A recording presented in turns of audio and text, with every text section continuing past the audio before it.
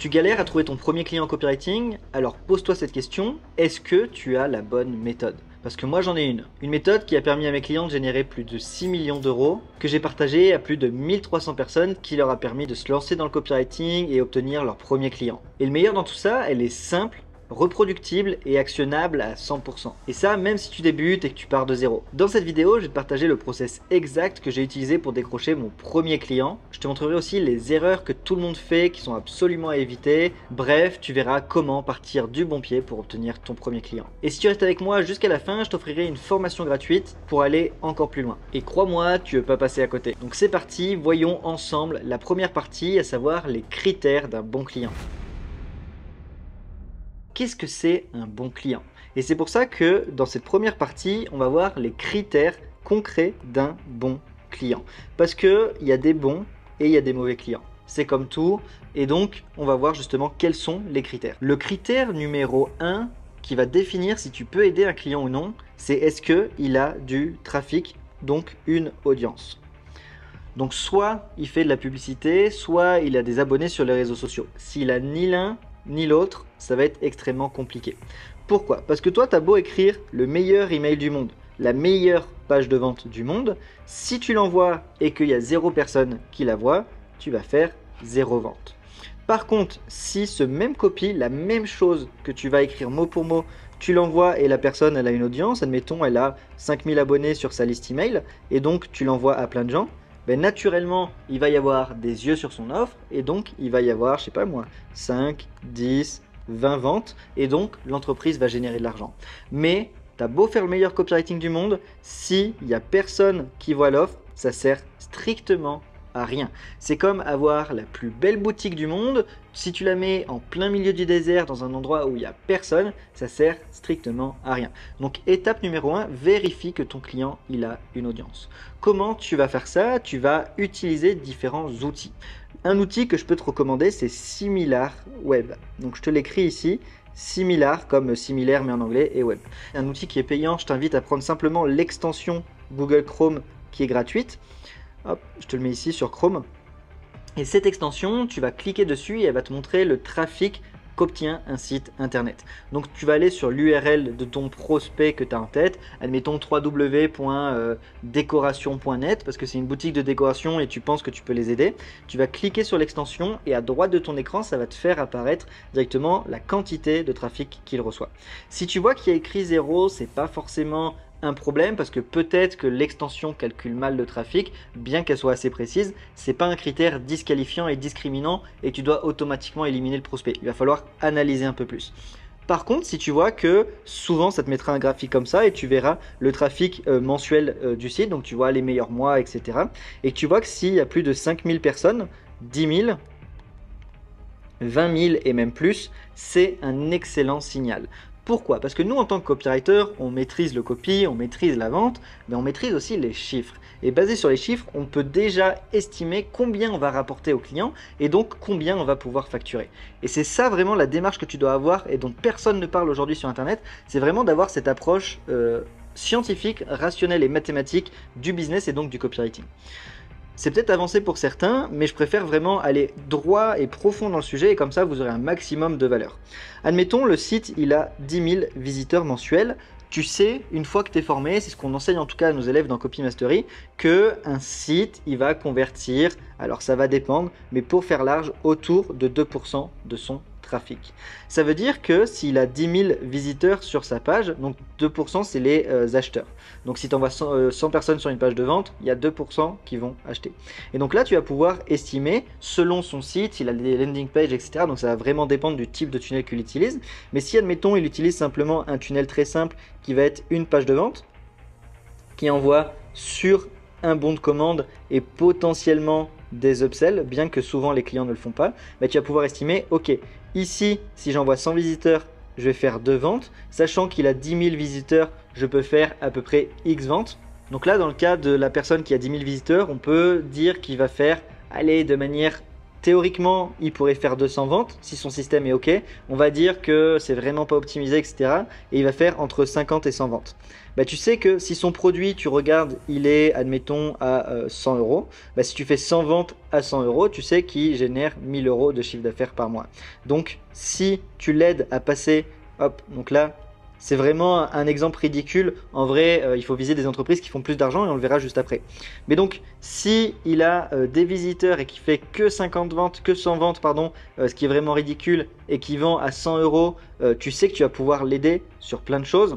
C'est pas le sujet de cette vidéo, là on parle vraiment des critères d'un bon client pour aller les prospecter. Mais déjà, si on essaye de se projeter, tu sais que tu vas pouvoir l'aider à passer son taux de conversion ici, à l'augmenter. Donc automatiquement, s'il fait plus 100 ventes, mais s'il en fait 200, parce que tu améliores un petit peu son copywriting, sa page de vente, sa stratégie, bah, il va passer à 2000 euros.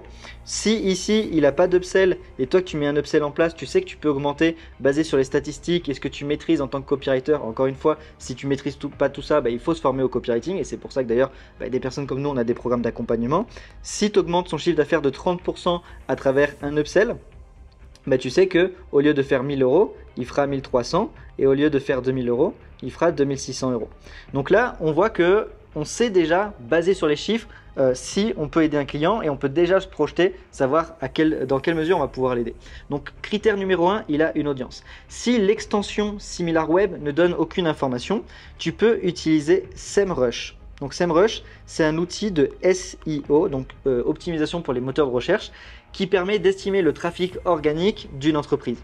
Si SEMrush te donne un chiffre, il va te dire 5000 visiteurs par mois, je sais pas moi, 1000 ou 500 ou peu importe, ça te donne une idée, est-ce qu'il y a une traction et est-ce que je parle à une boutique dans les airs ou est-ce que je parle à une boutique dans une petite ville ou est-ce que je parle à une boutique en plein centre de Paris. Donc bien sûr, là c'est une métaphore parce qu'on est sur internet, mais l'idée c'est que tu puisses jauger, est-ce que je parle vraiment à quelqu'un qui n'a aucune visibilité et ça va être compliqué ou pas. Donc numéro 1, SimilarWeb, numéro 2, SEMrush, numéro 3, tu peux directement aller voir sur les réseaux sociaux. Souvent, les entreprises vont mettre sur leur site les liens vers leurs réseaux sociaux, Instagram, YouTube, etc. Et regarde s'ils ont des abonnés. S'ils n'ont pas d'abonnés, clairement, tu oublies ce prospect, tu n'essaies même pas de le contacter. S'il a un petit peu d'audience, admettons minimum 2000 abonnés sur Insta, en vrai, ça peut être moins, mais il faut approfondir. S'il a une audience sur YouTube, s'il a une audience, peu importe, alors ça veut dire qu'on va pouvoir vendre. Donc tant qu'il y a des personnes, je te le rappelle ici, nous on peut aider à vendre. Si par contre il a personne, notre but c'est pas d'obtenir pour lui du trafic, c'est pas d'obtenir des gens qui visitent sur son site, nous c'est de convertir les gens sur son site. Donc si il a rien de tout ça, clairement c'est pas un bon client et ne va même pas le prospecter. Donc ça c'est vraiment, tu vois, la base des bases, et si aujourd'hui tu trouves pas de clients, c'est certainement déjà que tu prospectes potentiellement les mauvaises personnes. Donc ça c'était le critère numéro 1 d'un bon client. Il y en a d'autres, donc tu vois que c'est encore une fois, il faut suivre une vraie méthodologie. L'étape numéro 2, ça va être le produit ou le service que l'entreprise va vendre. Ici, simplement pour toi, te dire, est-ce que tu es aligné avec la vision de l'entreprise et avec ce qu'ils font? Pourquoi je te dis ça? Parce que tu n'as pas envie de copywriter et de travailler pour un client qui fait n'importe quoi, qui vend des produits de basse qualité, qui sont merdiques, etc.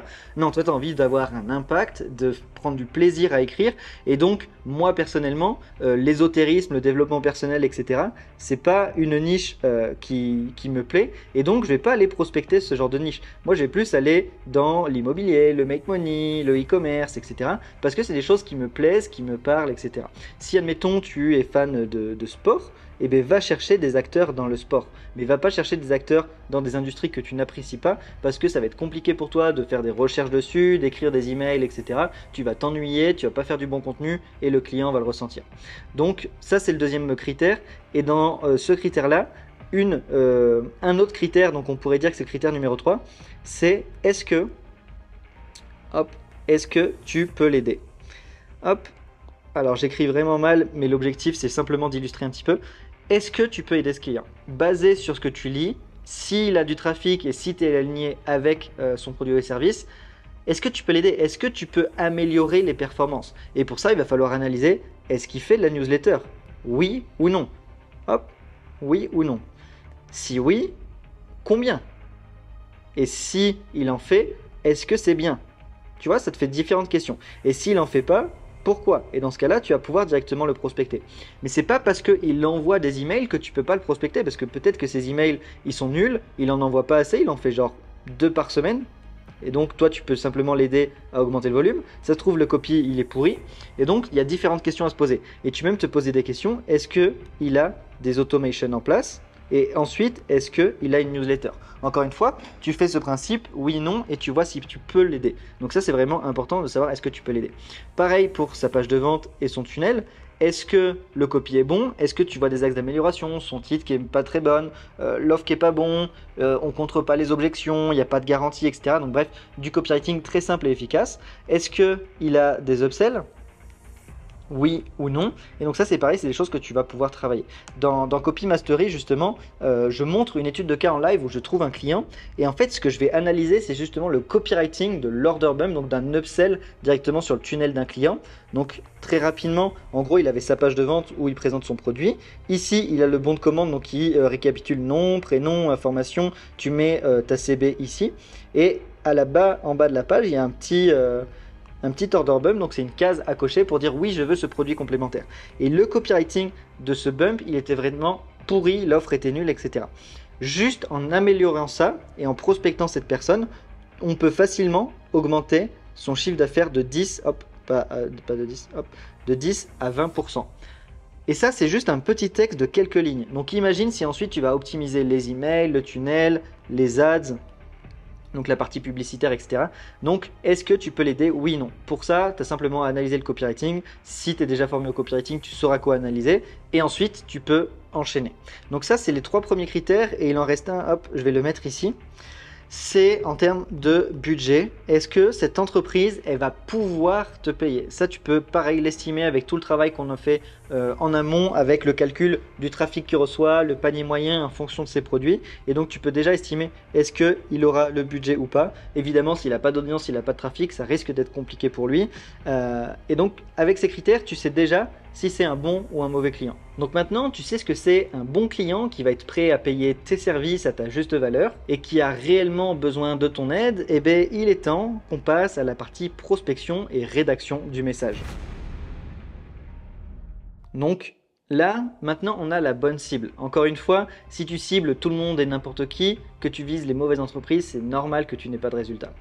Là, on a notre bon prospect, on va pouvoir passer au message. Parce que voilà, identifier des bons prospects, c'est très bien et c'est déjà une belle partie du boulot. Maintenant, si tu envoies un message merdique qui capte pas son attention, qui n'apporte pas de valeur, il va jamais ouvrir ton message, il va jamais te répondre et donc tu n'auras pas de client. Donc un bon client aujourd'hui qui comprend le copywriting, il va pas répondre à un message qui est pourri.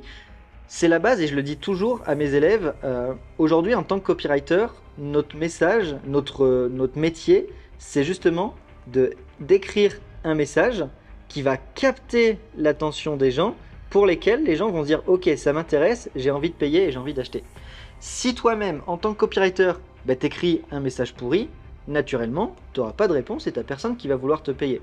Ton rôle c'est d'écrire des textes de vente. Si ton propre texte de vente, donc à savoir ton message de prospection, n'est pas bon, naturellement personne ne te fera confiance. C'est un petit peu comme si tu as un concessionnaire, tu vends des voitures et ta propre voiture elle est toute cabossée, elle est toute pourrie. Tu vas pas te dire oulala, je vais aller dans ce concessionnaire pour réparer ma voiture, parce que si lui-même il n'a pas une bonne voiture et sa voiture elle est toute pourrie, j'imagine pas ce qu'il va me vendre et ça va être compliqué. Toi, c'est exactement pareil. Si tu arrives avec un message qui capte pas l'attention, qui donne pas envie de répondre, naturellement, le mec il va se dire s'il m'envoie cette bouse, ça veut dire qu'il va faire de la bouse chez moi, donc j'ai pas envie de travailler avec lui. Et ça peut te faire rire potentiellement, mais c'est une réalité du marché où aujourd'hui la majorité des copywriters freelance débutants envoient vraiment des messages pourris. Pourquoi? Parce qu'ils ne se forment pas d'abord au copywriting. Donc avant même, et j'aurais dû commencer cette vidéo par ça, avant même de vouloir des clients et de prospecter, assure-toi d'avoir un bon niveau de copywriting et d'avoir la compétence. Parce que si tu n'as pas la compétence, tu ne pourras pas trouver des clients et c'est par miracle. Tu obtiens des clients, tu vas même pas être capable de les délivrer et donc d'avoir des résultats pour eux et donc d'avoir de la récurrence, des nouveaux contrats, etc. Donc assure-toi d'avoir la compétence et assure-toi de faire un bon message de prospection. Donc avant de te parler un peu plus du message et comment structurer un message de prospection, si justement tu te dis waouh, j'ai peut-être encore besoin de me former dans le copywriting ou j'ai besoin de plus de méthodes, j'ai créé justement une formation gratuite. Tu peux cliquer sur le premier lien en description, tu laisses les informations, je t'explique tout à l'intérieur et je t'explique les grandes étapes pour justement vivre du copywriting. Donc tu as juste à cliquer en dessous et tu te laisses guider, tout est inscrit. Donc maintenant, quels sont les critères d'un bon message de prospection qui va faire que tu vas capter son attention? Parce que dis-toi que ton client il reçoit des emails tous les jours et des messages tous les jours sur ses réseaux sociaux de la part d'autres copywriters, de monteurs, de closers, de la part des impôts, de ses de ses logiciels, de ses fournisseurs, de ses collaborateurs. Donc, comment toi tu vas faire pour te distinguer et avoir un message impactant qui donne envie d'être lu et répondu? Donc, l'étape numéro 1 d'un bon message, ça va être vraiment la personnalisation. C'est trop important, je viens de l'expliquer aujourd'hui. Si j'ouvre ma boîte mail et que j'ai 10 messages, est-ce que je vais ouvrir celui qui n'est pas personnalisé, qui est tout pourri, etc. Non, hop, je vais faire une chose, je vais le supprimer, je vais l'envoyer à la poubelle, celui-là aussi, etc. Par contre, s'il y a un bon sujet et on arrive à capter l'attention et on vient personnaliser, ok, celui-là on se dit, j'ai envie d'en savoir plus et donc je vais le lire. Donc la personnalisation c'est trop important et ce que je t'invite à faire c'est un test extrêmement simple. C'est avant d'envoyer ton message à ton prospect, c'est de te l'envoyer à toi-même et de te faire une relecture honnête et de se dire ok, est-ce que moi-même je lirai ce message? Est-ce que moi-même j'ai envie d'y répondre? Est-ce que moi-même j'ai envie d'en savoir plus? Et si tu fais cet effort conscient, tu verras que la majorité des cas, t'envoies un message qui est pourri et qu'il faut retravailler. Et si toi-même tu dis non, franchement, là mon message vraiment il est bon, ça me donne envie d'en savoir plus, ok, envoie-le et tu verras si ça marche pour le prospect. Mais juste ce petit test, ça va te permettre de peaufiner, déjà d'améliorer de 10, 20, 30, 40% ton message et donc d'avoir des meilleurs résultats. Le fait de personnaliser, ça rend aussi, tout simplement, ça montre qu'il est unique, ça montre qu'on a pris du temps pour justement faire des recherches sur lui. La personnalisation, ça peut passer par des éléments de rebondir. J'ai vu que tu étais au Stade de France hier soir, j'espère que le match était bien. D'ailleurs, à propos, blablabla. C'est simplement une mise en contexte, le fait qu'on ait fait des recherches sur ça. J'adore ton produit, j'ai téléchargé ton e-book, j'ai adoré le conseil numéro 5, j'ai regardé ta dernière vidéo sur tel sujet et j'ai adoré quand tu as parlé de ceci. Simplement faire un effort d'attention. Et donc le prospect, il va se sentir unique, il va remarquer que tu as mis du temps et il va avoir un petit principe de réciprocité où il va se dire ok, cette personne, elle m'accorde du temps, elle m'accorde de la valeur, donc je vais lui en accorder en retour. Si tu fais pas cet effort-là, honnêtement, c'est foutu et c'est même pas la peine d'envoyer ton message de prospection. Et je vois trop de personnes qui font des copier-coller, qui utilisent des méthodes où ils envoient 100 messages d'un coup, automatique, où il n'y a aucune personnalisation, et bizarrement ça ne fonctionne pas. À un moment donné, on ne peut pas se plaindre de ne pas avoir des résultats quand on utilise les mauvaises méthodes. L'étape numéro 2 d'un bon message, ça va être de jouer sur la curiosité. Pourquoi? Une autre erreur que je vois et que j'ai corrigé récemment, c'était chez Philippe, un élève, il a fait un pavé. Alors c'était pas mauvais, le problème c'est qu'il donnait trop. Et donc quand tu donnes trop, tu spoil le tout. C'est comme si tu regardes une série Netflix et dès l'épisode 1, il te dit ok, lui c'est lui il va mourir à la fin, lui il est en couple avec machin, et à la fin ils arrivent et il se passe ça. Bah non, là t'as tout cassé, t'as tout détruit. Ce qu'il faut c'est apporter un petit peu de valeur, et apporter beaucoup de curiosité pour que la personne ait envie d'en savoir plus. Le rôle d'un message, c'est que la personne ait envie d'en savoir plus et donc qu'elle s'engage elle-même et qu'elle se dise ok, je vais lui répondre, il m'a vraiment titillé l'esprit, je veux en savoir plus. Donc ça c'est primordial. Et donc comment tu peux faire ça? Tu vas lever tout simplement un doute ou tu vas ouvrir une brèche, comme j'aime bien le dire, par exemple dans leur système, dans ce qu'ils font, etc. Et donc ils vont vouloir combler ce vide et en savoir plus sur ce que tu fais. Un exemple tout bête, admettons, on identifie un bon prospect juste avant, on voit qu'il n'envoie pas, qu'il n'a pas d'upsell par exemple, on peut lui dire, encore une fois là ça va être vraiment un message inventé, il n'y a pas de personnalisation, il n'y a pas de contexte, mais j'ai remarqué que tu n'avais pas d'upsell, comment ça se fait? Ou est-ce que tu as déjà pensé à ajouter des upsells sur ton tunnel? Et donc le fait de simplement poser une question ouverte, et de lui dire je l'ai déjà fait avec mes clients, je l'ai déjà testé et on a augmenté de 30%. On a passé ce client de, je sais pas moi, 10 000 à 20 000 euros. J'ai déjà eu un lancement, on a fait une séquence email, on a fait 50 000 euros, peu importe. Et donc, basé sur ça, il va se dire ok, j'ai envie d'en savoir plus, j'ai envie de savoir comment ça marche, qu'est-ce qui se cache. Et donc, il va répondre. Et donc déjà, tu as passé le premier filtre. Et une fois qu'il a répondu, ton rôle, ce sera d'obtenir un appel de vente.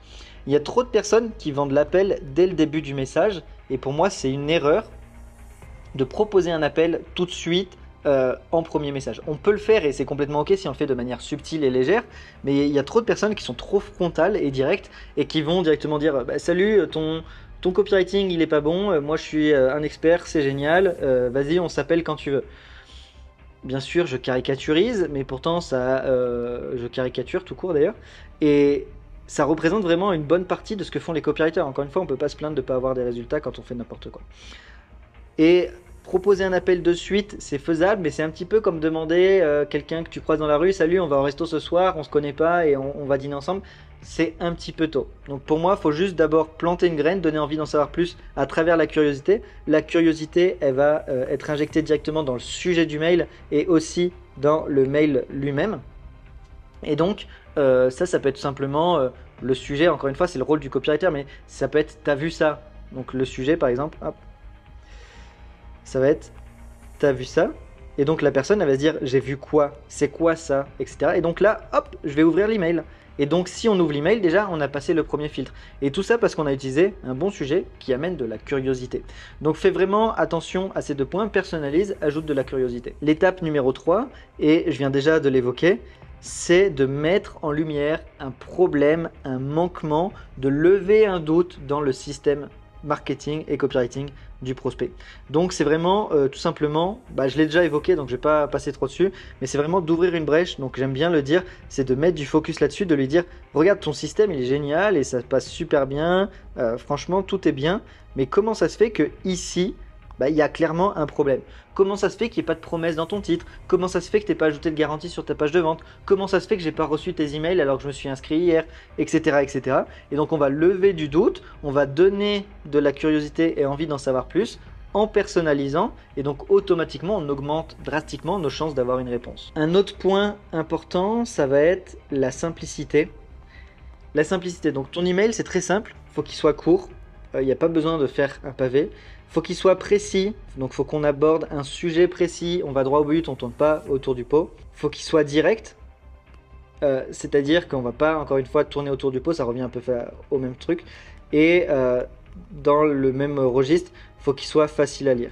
Donc le fait de faire un énorme pavé, ça va être compliqué. Je reprends l'exemple de Philippe tout à l'heure que je disais.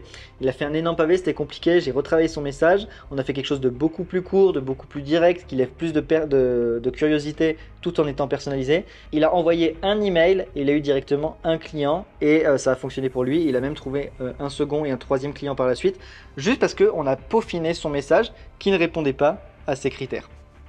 Donc encore une fois, prends ton message de prospection si tu prospectes en ce moment et si tu prospectes pas, le futur message que tu vas écrire, assure-toi qui correspond à ces critères. Et le dernier point, ça joue un petit peu la personnalisation, mais c'est important que ce soit centré sur lui. Je vois trop de copywriters qui disent moi, je suis copywriter, je fais ceci, je fais cela, je fais cela.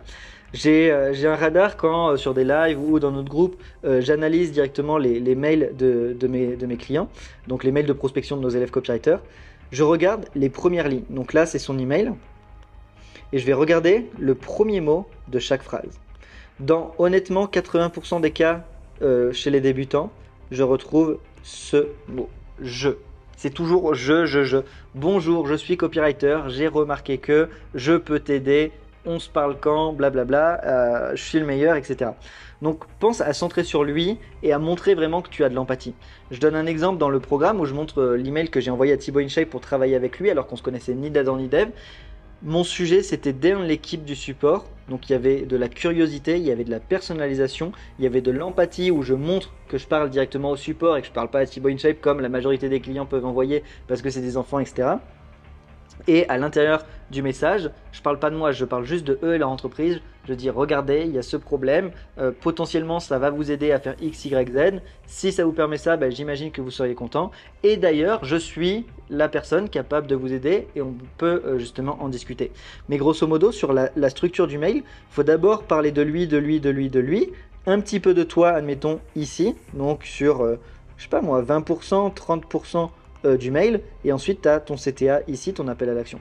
Mais il faut d'abord parler de lui et de son entreprise. Encore une fois, c'est une règle de base du copywriting. On parle au lecteur, le lecteur il a envie qu'on parle de lui, donc parle lui directement. Donc là, crois-moi, si tu écris des messages qui suivent les règles que je viens de te partager, tu vas vraiment te différencier de 80% des acteurs du marché et t'augmentes encore une fois tes chances d'avoir des réponses et donc d'avoir des résultats. Et donc là, si ton message fait mouche, ce qui risque d'arriver en suivant les bonnes stratégies, eh bien c'est pas fini parce que le client il va pas simplement t'envoyer l'argent, il va falloir passer par une nouvelle étape qui est l'appel de vente. Donc ça c'est vraiment un moment crucial, l'appel de vente, parce que c'est ici que tu vas transformer justement ce prospect, cet inconnu, en client. Et l'appel de vente, c'est bien plus qu'une simple conversation, c'est vraiment le moyen pour toi de rassurer le prospect, de montrer ton expertise et de montrer que tu es la bonne personne pour l'aider et que tu vas l'aider à obtenir justement des résultats. Et comme pour un message, comme pour tout, ça se prépare, tu peux pas y aller les mains dans les poches et faire n'importe quoi. Si tu manques de structure, si tu es hésitant, si tu racontes n'importe quoi, le prospect il va simplement te dire non merci, je vais réfléchir, désolé c'est trop cher, on en parle plus tard, envoie-moi une plaquette et entre guillemets, il va simplement fuir, il va pas te dire de manière frontale, mais il va pas vouloir travailler avec toi. L'appel de vente, ça pourrait être le sujet d'une vidéo complète, donc n'hésitez pas à me le dire si ça vous intéresse. Mais si on résume, ça a un rôle qui est extrêmement simple et que je décortique en 3 étapes. C'est déjà comprendre sa situation. Donc où est-ce qu'il en est aujourd'hui? Qu'est-ce qu'il fait? Comment il fait? Quels sont ses résultats? Qu'est-ce qu'il a essayé? Donc bref, vraiment comprendre son business. Quels sont ses produits? Quels sont ses prix? Quel est son panier moyen? Combien il envoie d'emails? Est-ce qu'il fait de la publicité? Sinon, pourquoi? S'il ne fait pas des emails, pourquoi? Est-ce qu'il a des automations? Donc c'est vraiment une sorte d'audit. Donc tu vas vraiment récupérer un maximum d'informations pour comprendre son état actuel. Ensuite, tu vas poser des questions pour comprendre sa situation désirée. Hop, son désir. Donc, où est-ce qu'il veut aller? Il veut passer de cette situation à cette situation. Il aimerait lancer un nouveau produit. Il aimerait faire la promotion de ce produit. Il aimerait lancer des publicités. Il aimerait lancer des emails. Il aimerait augmenter son chiffre d'affaires. Peu importe, ici, tu vas récupérer des éléments vers lesquels il veut tendre. Et ensuite, ce qu'il va falloir faire, c'est créer ce qu'on appelle en closing un gap. Donc, faire un trou entre le point A et le point B. C'est-à-dire, pourquoi tu n'es toujours pas ici? Pourquoi tu n'as pas lancé ton produit? Pourquoi tu n'as pas lancé tes publicités? Pourquoi tu ne fais pas des emails? Et ici, tu vas récupérer toutes les raisons qui vont t'aider toi à te vendre ensuite. Écoute, Benoît, j'ai pas eu le temps parce que aujourd'hui, je suis trop occupé. J'ai pas lancé mes pubs parce que je sais pas faire. J'ai pas lancé parce que j'ai déjà fait appel à un copy. Hop. Et ça s'est mal passé. Donc bref, tu vas récupérer énormément d'informations ici, parce qu'il va dire, je sais pas par où commencer, je sais pas comment ça marche, j'ai pas le temps, etc. Et ces informations, elles vont te permettre ici de toi de pitcher une offre adaptée aux besoins du client et qui va l'aider justement à passer du point A au point B le plus rapidement possible, le moins cher possible, etc. Donc bref, en mettant en avant les avantages. La structure d'un appel de vente, si ça dure 1 heure, donc là c'est la minute 0, là c'est la minute 60. Comment ça se passe? Eh bien, tu dois à peu près la moitié du temps ici, c'est toi qui vas poser des questions. Donc c'est toi qui vas lui dire, ok, tu fais quoi? C'est quoi ton tunnel? Comment ça marche? Etc. À partir à peu près de la moitié, de 40 minutes, peu importe, mais cette partie c'est vraiment la plus importante. Il ne faut pas que ça dure 2 à 5 minutes, faut vraiment que ça dure 10, 15 minutes. C'est super important parce que sinon ça veut dire que tu n'as pas assez d'informations et tu vas pas pouvoir, ce que je l'ai dit, creuser le gap entre le point A et le point B parce que tu n'as pas récolté assez d'informations. Donc là pendant 15 minutes, c'est toi qui lui poses des questions, tu récupères, t'en es où, tu veux aller où, etc. Pourquoi tu ne l'as pas fait, tu comprends donc où est-ce qu'il en est, où est-ce qu'il veut aller et qu'est-ce qui l'empêche d'atteindre ce résultat.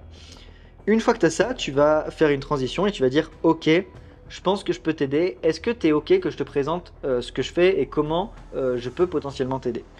Il va répondre oui et à partir de ce moment, il y a un shift complet où jusqu'à présent, tu posais des questions, il répondait. Maintenant, c'est toi qui vas parler et c'est lui qui va te poser des questions. Donc toi, tu vas présenter ton offre, tu vas dire on va t'aider, on va faire ceci, on va mettre des emails en place, blablabla. Tu donnes les avantages. Encore une fois, tu suis un script de closing. C'est quelque chose qu'on donne à nos élèves. C'est pas le sujet à proprement parler de cette vidéo. Mais grosso modo, tu vas vraiment mettre en avant le fait que ça va l'aider, qu'il va gagner du temps, qu'il va gagner des performances, que son entreprise elle va grandir et que ça sera mieux que ce qu'il a pu tester par le passé. Basé sur ça, tu vas dire voilà, moi je vais faire ça, ça, ça, ça, ça, et le prix c'est de temps. Une fois que tu as dit ça, tu te tais et naturellement c'est lui qui va te poser des questions. Ok, mais là j'ai pas trop bien compris, des emails tu vas en rédiger combien? Ok, et est-ce que c'est toi qui les programmes directement dans l'outil? Ok, et comment tu vas savoir quoi rédiger? Et comment ça marche? Et est-ce que tu as déjà eu des clients? Bref, c'est lui qui va venir te poser des questions. Et ce qui est important, pourquoi je te dis ça? C'est parce que là, dans cette première partie, on prend le lead. Nous, on est en posture d'autorité et nous disons, c'est nous qui posons la question et c'est toi qui y réponds.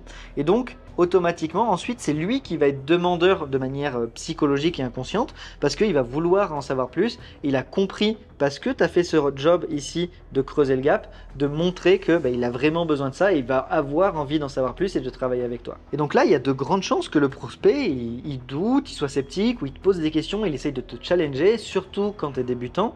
Et c'est tout à fait normal, surtout quand au début t'as pas de portfolio, t'as pas d'expérience ou t'as jamais eu de client. En fait, ce genre de prospect, c'est pas qu'il veut pas bosser avec toi, c'est juste qu'il a pas confiance, il a besoin d'être rassuré. Et c'est tout à fait normal, tu serais exactement pareil si quelqu'un essayait de te vendre quelque chose. Tu lui poserais des questions pour savoir comment ça fonctionne, est-ce que c'est sûr que ça marche, etc. Et donc, durant l'appel, faut gérer les choses de manière à ce que le client, il quitte l'appel ou durant l'appel, il ait une seule chose en tête, c'est j'ai envie de travailler avec lui. Il faut vraiment qu'il ait que ça en tête. Et donc comment on va faire ça? Comment on va donner vraiment envie au prospect de travailler avec toi alors qu'au début il te connaît d'Adam d'Idev?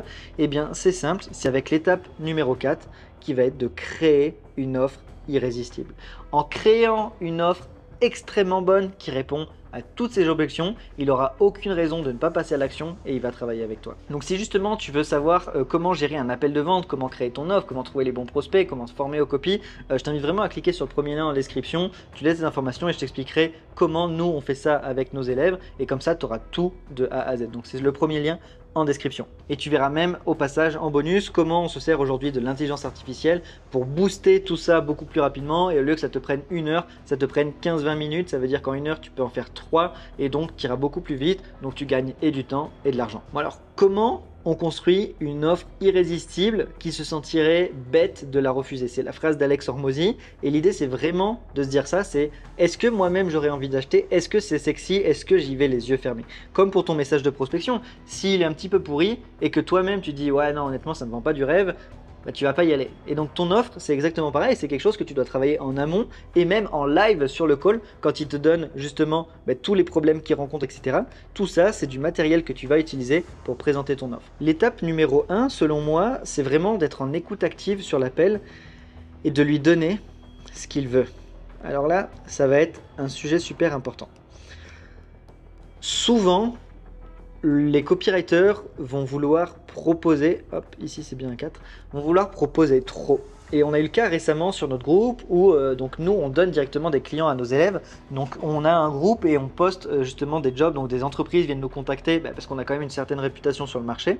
Et donc il dit salut Benoît, j'aimerais avoir un copywriter pour X, Y, Z. Moi j'envoie ce prospect sur le groupe et ensuite les élèves peuvent postuler.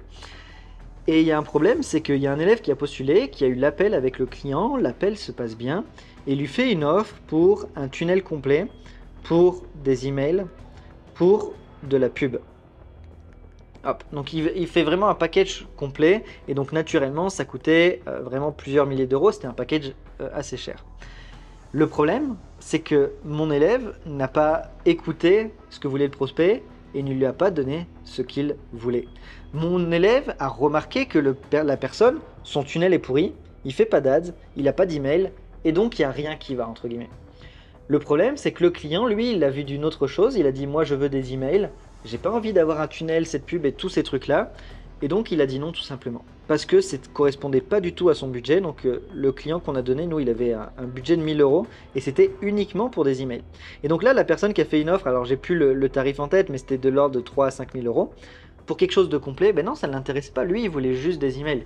C'est comme si, aujourd'hui, tu vas au magasin et tu dis, est-ce que je peux avoir une côte de bœuf? Et la personne te dit, bah oui, bien sûr, tiens ta côte de bœuf, et au passage, tiens, je te donne 3 dorades, je te donne 5 kilos de carottes, et je te donne 3 paquets de pâtes.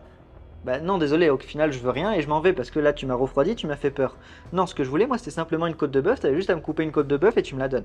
Donc donne au client ce qu'il veut, ça te fait un moyen d'entrer dans son écosystème et une fois que tu es rentré, admettons, juste avec des emails, tu vas avoir des résultats pour lui. Donc il va avoir un ROI, un retour sur investissement positif sur ta prestation et dans un second temps, une fois que tu travailles déjà avec lui, ben là tu peux lui proposer directement un tunnel de vente, améliorer ce bon de commande, mettre des upsells, etc. Mais ne propose pas tout de suite, surtout que ça peut leur faire peur selon la typologie de prospect que tu as en face de toi. Le point numéro 2, en termes d'offres, donc déjà donne-lui ce qu'il veut, donc soit en écoute active, ça va être le système de valeur. Aujourd'hui, l'argent n'est jamais un problème. Il faut que tu en sois convaincu. L'argent n'est pas un problème pour te payer Et si tu proposes quelque chose de fou, donc une offre irrésistible à un certain prix, il faut que la valeur soit largement supérieure au prix qu'il va payer. Donc si aujourd'hui, je te donne une Porsche flambant neuve à, hop, ça c'est une magnifique Porsche, à 15 000 euros. Est-ce que tu vas trouver les fonds pour l'acheter? Si c'est une Porsche qui a une valeur de 200 000. Évidemment que tu vas trouver et que tu vas l'acheter, les yeux fermés, tout le monde le prendrait. Si je te donne un ticket de loto, hop, gagnant qui t'assure de gagner 10 000 euros, est-ce que tu vas tout faire pour l'acheter à 3 000 euros parce que c'est le prix? Bien sûr, même si tu n'as pas les 3 000 euros maintenant, tu vas les trouver dans tous les cas. C'est juste une question de valeur. Avec ton client, c'est exactement la même chose. Il faut vraiment que la valeur que tu proposes soit largement supérieure au prix que tu demandes. Donc comment tu fais ça? Tu vas simplement démontrer et apporter suffisamment pour justement un prix qui est raisonnable. Si aujourd'hui, je te génère des emails qui vont te permettre d'augmenter de 30% ton CA et que tu fais 10 000 euros par mois, donc ça veut dire que tu vas gagner 3 000 euros par mois tous les mois. Si je te propose pas, donc ça fait 36K à l'année. Si je te propose de te faire gagner 36 000 euros et qu'en échange je te demande 3 000 euros, est-ce que c'est beaucoup? Bien sûr que non. Donc c'est ça, ce principe de valeur qui doit être supérieur au prix. Et quand tu montres ça et quand tu as la bonne posture et que tu montres que tu peux aider ton client, alors naturellement, les 3 000 euros, il te les paye de suite. Et là, tu dis peut-être, ouais, mais malgré tout, 3 000 euros, s'il a, il a pas un gros business, etc., il a des dépenses, ça reste un budget pour lui. Eh bien oui, et bien dans ce cas-là, il va falloir faire ce qu'on appelle un risk reversal, donc renverser le risque. Donc si malgré tout il a peur parce que tu n'as pas de preuves, tu n'as pas d'expérience, tu n'as pas de portfolio, tu n'as aucun client en case study, en étude de cas que tu peux lui montrer, il va falloir renverser le risque. Ici, ça va être extrêmement simple. On va justement créer une offre si bonne qu'il ne peut pas refuser. Et donc, tu peux proposer des options pour rassurer le client.